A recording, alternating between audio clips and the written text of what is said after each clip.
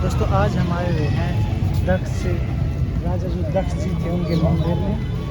और जो सती माता थी, जो शिव जी की पत्नी थी, पहली पत्नी, उनके जो पिताजी थे वो दक्ष जी हुए हैं।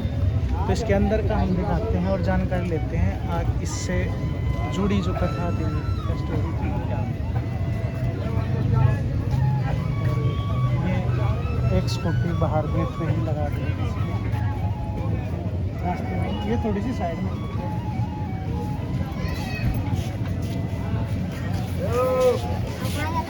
ये देखिए, ये सामने ही भगवान शिव की एक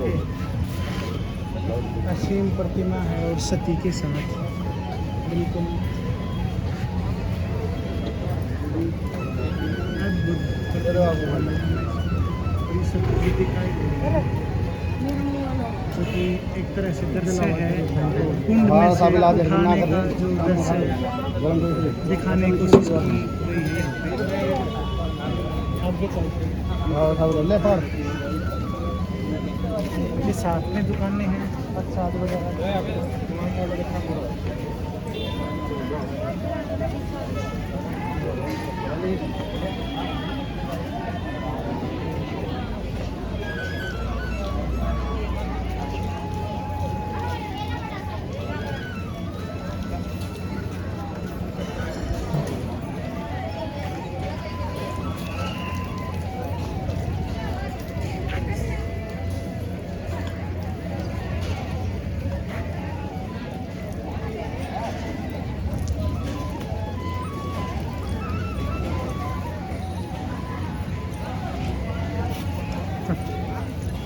मंदिर जाने से पहले यहाँ पे पानी के हाथ धो सकते हैं। बड़ा ही मतलब जिसको बोलूँगा अमृत जल है और ठंडा भी। चप्पल निकालने की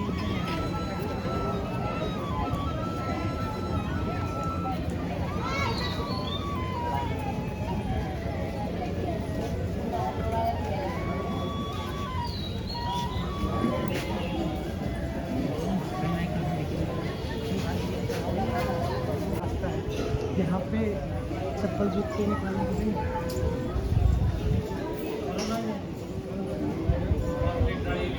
यहाँ पे ये दिखा रखा है कि यज्ञ कुंड है ये, जहाँ पे जो महायज्ञ कर रहे थे ये दक्ष जी, और उसका कुंड है ये। तो अंदर जाके देखते हैं, जैसे अंदर फिलहाल नहीं होगी।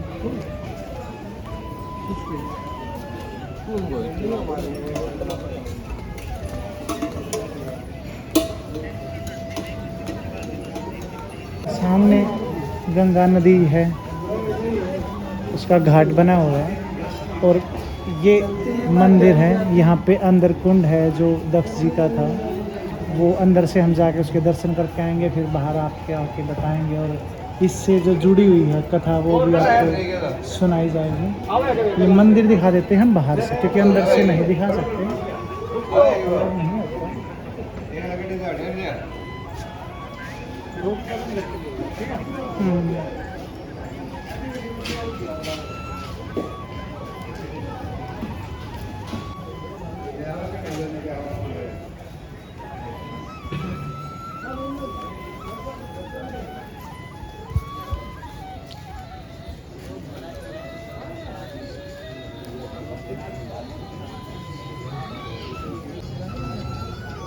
आप गंगा में से गंगा जल ले सकते हैं, जो कि शायद हो सकता है कि पूजा अर्चना में काम आता हो। हाथ वगैरह आप स्नान भी कर सकते हैं और अपने हाथ वगैरह धो के और जल लेके अंदर मंदिर में जा सकते हैं। चढ़ा पानी वही है ठंडा जो हम हरिद्वार में देखते हैं, बिल्कुल भगवान पूछेगा ना क्या कहा तुमने, वो तो पन्नी लेके घूमता गया और भी देख रहा मेरे को। मंदिर में दर्शन करने जा सकते हैं। छोटी सी नहर टाइप दे दी है इसको, नदी टाइप के पार्क निकाल सकते हैं।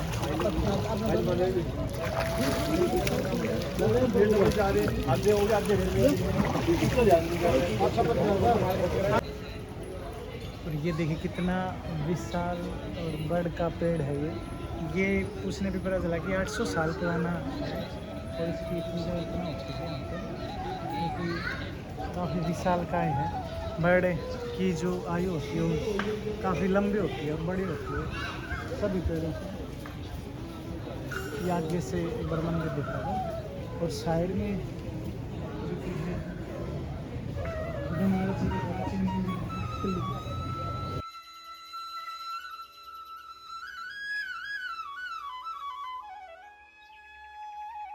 शक्ति भगवान ने उससे शादी की। जब वो भगवान भोलेनाथ ने शादी की तो ब्रह्मा जी बोले भगवान मेरे को शुद्ध हो तो क्या चाहिए? बोला आपकी धर्मपत्नी चाहिए।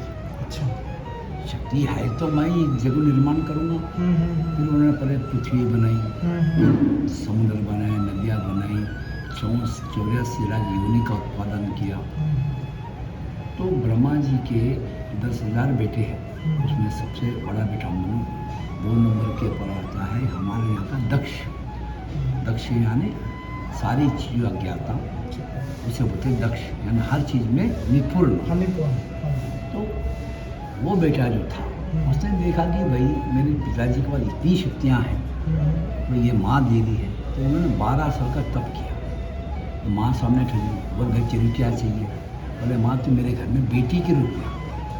ठीक है आ जाऊँगी और संभाल पाएगा मेरे को? हाँ। तो ठीक है, माँ ने फिर उसके घर में जन्म लिया। तो पहले जो 15 बेटियाँ हुई वो चंद्रमा को बह गई और 16वीं बेटी जो सती माँ थी वो भगवान भोलेनाथ से शादी की।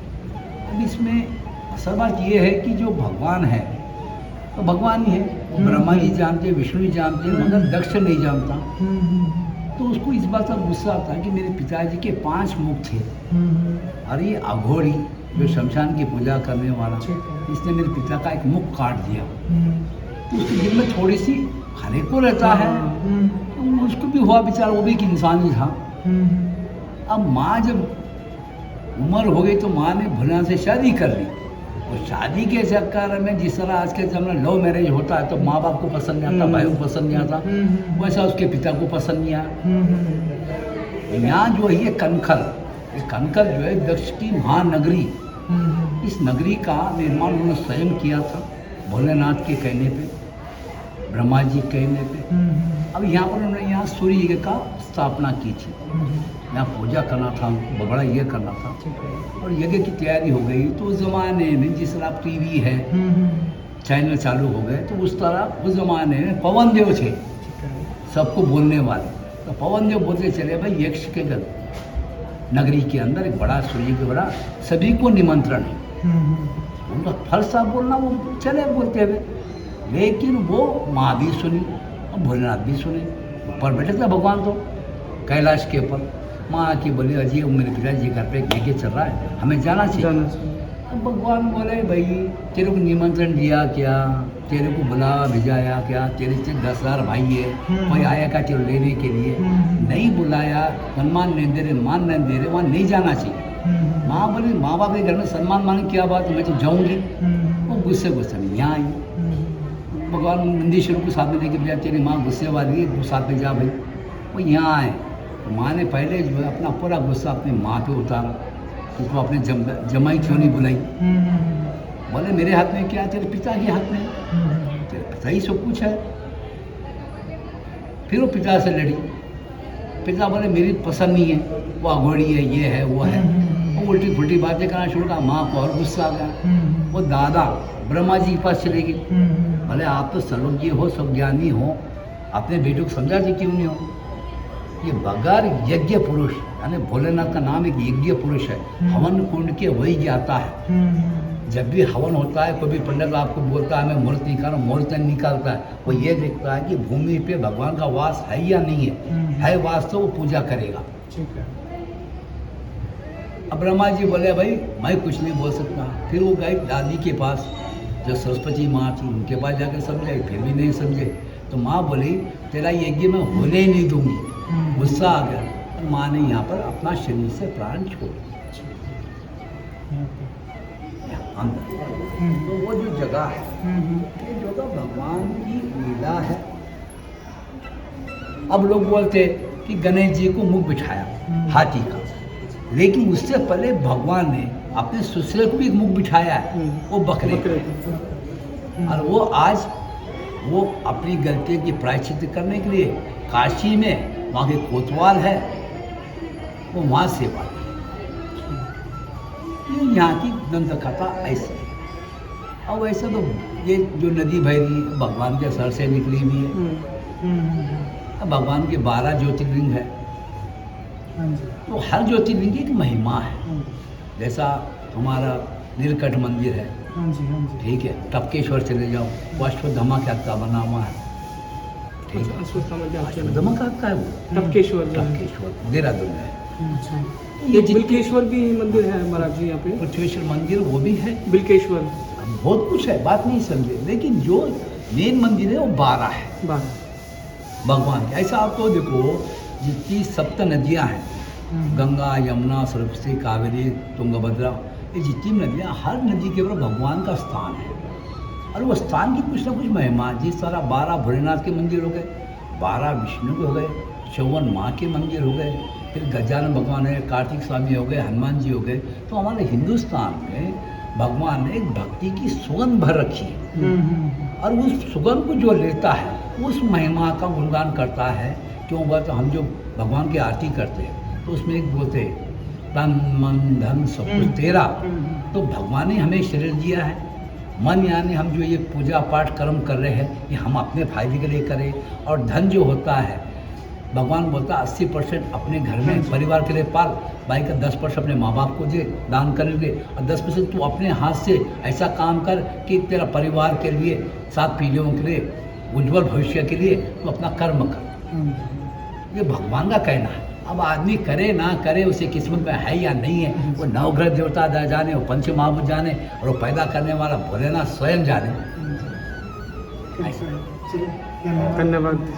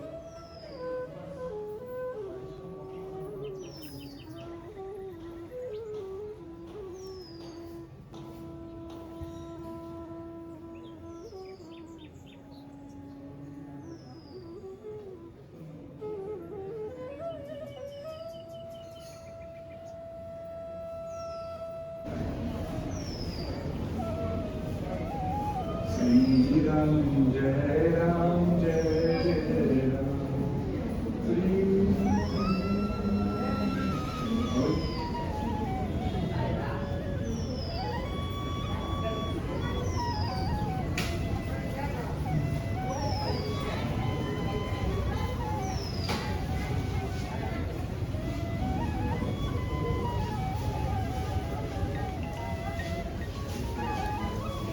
दोस्तों ये था काल भैरव जी का मंदिर, दक्ष मंदिर के अंदर, हरिद्वार कंथल।